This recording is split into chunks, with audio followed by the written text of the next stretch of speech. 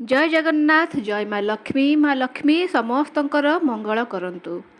तेबे आसंता काली एप्रिल 30 तारिख हेउची अक्षय तृतीया। हिंदू शास्त्र अनुसार यह हेउची वर्षर सबुठारु पवित्र दिन बा अत्यंत शुभ दिन। एही दिन आमे जे कोनोसी कार्य आरंभ करि परिबा, यथा जागा क्रय, गाड़ी क्रय, घर प्रतिष्ठा, विवाह, व्रत, निबंध जे कोनोसी प्रकार शुभ काम करि परिबा। आमे एही दिन कोनोसी पांजी देखिबार आवश्यकता नथाए। जगन्नाथଙ୍କର रथ निर्माण कार्यर अनुकूल मध्य एही दिन होइथाए।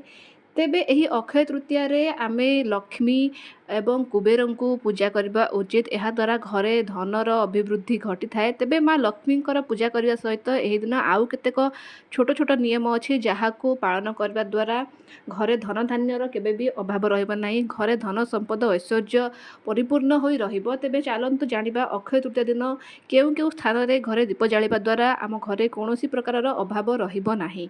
तेबे ଏହା ଜାଣିବା ପୂର୍ବରୁ ମାଁ ଲକ୍ଷ୍ମୀଙ୍କର ସଚ୍ଚା ଭକ୍ତମାନେ କମେଣ୍ଟରେ ନିହାତି ଭାବରେ ଜୟ ମାଁ ଲକ୍ଷ୍ମୀ ବୋଲି ଲେଖି ଦିଅନ୍ତୁ। ଭିଡ଼ିଓଟିକୁ ଲାଇକ୍ ଏବଂ ସେୟାର କରନ୍ତୁ ଏବଂ ଆମ ଚ୍ୟାନେଲକୁ ସବସ୍କ୍ରାଇବ୍ କରନ୍ତୁ।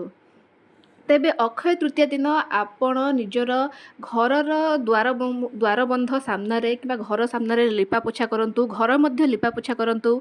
ଘର ଦ୍ୱାର ମୁହଁରେ ଆପଣ ରଙ୍ଗୋଲି ଅଙ୍କନ କରନ୍ତୁ। ଘର ଦ୍ୱାରବନ୍ଧରେ ଆପଣ ତୋରଣ ସଜାନ୍ତୁ ଏବଂ ଘର ଦ୍ୱାରବନ୍ଧରେ ଏକ ଦୀପ ଜାଳନ୍ତୁ। ଘରର ଦ୍ୱାରବନ୍ଧରେ ଦୀପ ଜାଳିବା ଦ୍ୱାରା ମାଁ ଲକ୍ଷ୍ମୀଙ୍କର ଆଗମନ ହୋଇଥାଏ ଏବଂ ଏହା ଅତ୍ୟନ୍ତ ଶୁଭଙ୍କର ହୋଇଥାଏ। ଆପଣ ଘର ବାହାରେ ଠିଆ ହେବେ ଏବଂ ଘର ଆଡ଼କୁ ମୁହଁ କରିବେ।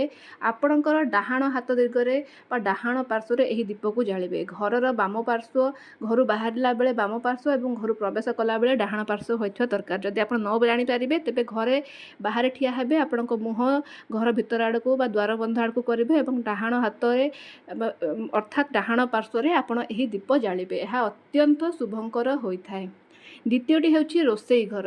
ଏହି ଦିନ ଆପଣ ରୋଷେଇ ଘରେ ଦୀପ ଜାଳନ୍ତୁ। ବିଶେଷ କରି ରୋଷେଇ ଘରେ ଯେଉଁ ସ୍ଥାନରେ ଆପଣ ପାଣି ରଖନ୍ତି ସେହି ସ୍ଥାନରେ ଏକ ଦୀପ ଜାଳନ୍ତୁ। ଆଉ ହଁ, ଘିଅ ଦୀପ ଜାଳିଲେ ଅତ୍ୟନ୍ତ ଶୁଭଙ୍କର ହୋଇଥାଏ। ଏହି ଦିନ ଆପଣ ଘିଅ ଦୀପ ଜାଳନ୍ତୁ।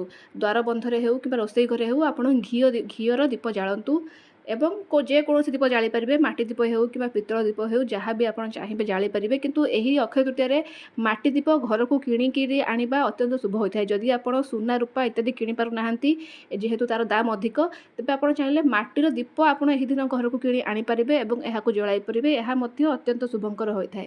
ତେବେ ଦ୍ୱିତୀୟ ଦୀପଟି ଆପଣ ରୋଷେଇ ଘରେ ଜଳାନ୍ତୁ ଏବଂ ଯେଉଁ ସ୍ଥାନରେ ପାଣି ରଖୁଛନ୍ତି ବିଶେଷତଃ ସେହି ସ୍ଥାନରେ ଜଳାନ୍ତୁ। ଏହା ଅତ୍ୟନ୍ତ ଶୁଭଙ୍କର ହୋଇଥାଏ ଏବଂ ଏହାଦ୍ୱାରା ମାଁ ଲକ୍ଷ୍ମୀଙ୍କର ଆଗମନ ହୋଇଥାଏ। ତୃତୀୟଟି ହେଉଛି ଠାକୁର ଘରେ।